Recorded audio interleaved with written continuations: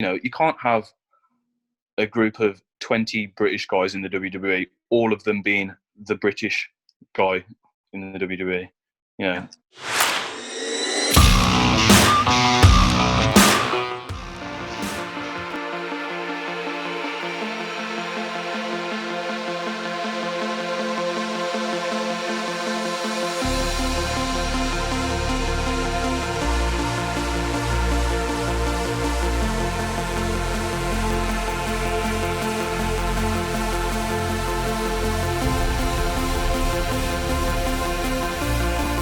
This is something that I've seen in a lot of other people as well, is they get wrapped up in like past narratives that they tell themselves, like stories about their past where they wish they'd have done certain thing better, they wish that they'd have like changed a certain part of a match, when I think all that you can really do is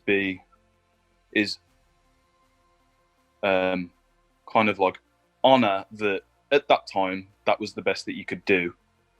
And in the present moment, you're going to take the lessons that you learned from all of the things that I guess you didn't like, and apply them into your present and future performances. I love Drew. I think he's great. I actually wrestled Drew for a company called Southside Wrestling in St. Neots, when I was maybe like 18. It was when he... during the period of him getting released after the 3MB stuff, I think, and then he went and did like another indie run.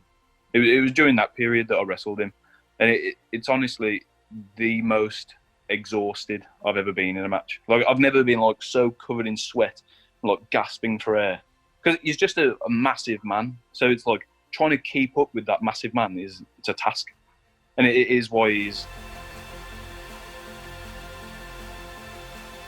Yes, that almost goes back to what I said earlier, is like, as attractive as it is to like imagine myself as like winning all these titles and stuff, and as a kid that would have been what I dreamed of. I think that now that I'm in it, I guess now that I'm involved, like I'm already doing what I wanted to do. It's not like I should just appreciate the doing it now, rather than I definitely think there are goals that you should set yourself and strive towards. But I think, especially in wrestling, they should be quite loose, because then I think, how I said earlier, like in wrestling, things can change so fast that if you've got your eyes set on certain goals and like things that you want to achieve, if you're so rigid with these goals, it's likely that you'll be disappointed when it doesn't happen. Like I was saying, as attractive as it would be and seem to like want to do like WrestleMania and win the WWE Championship and everything, like I would love to do that. Like I said earlier, just being involved in things that people care about that's the win.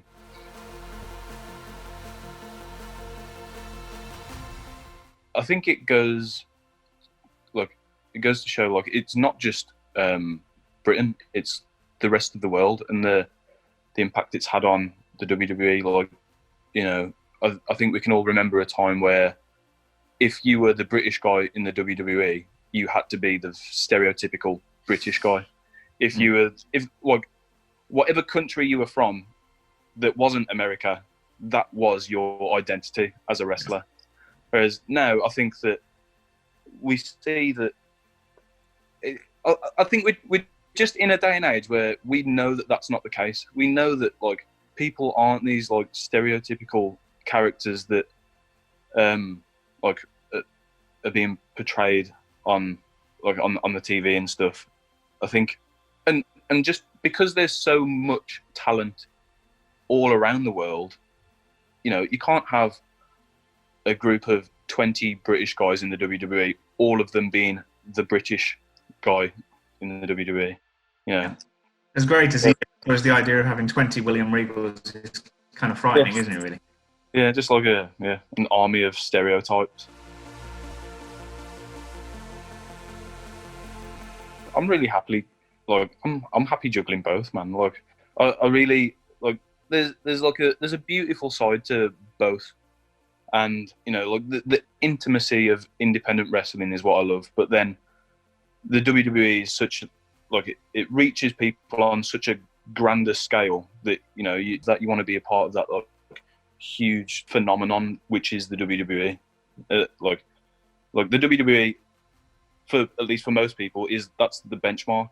That's the nirvana of professional wrestling. Yeah, like I was saying, I really enjoyed both. I would be happy doing either. Yeah, like you were saying, it's very much each day as it comes.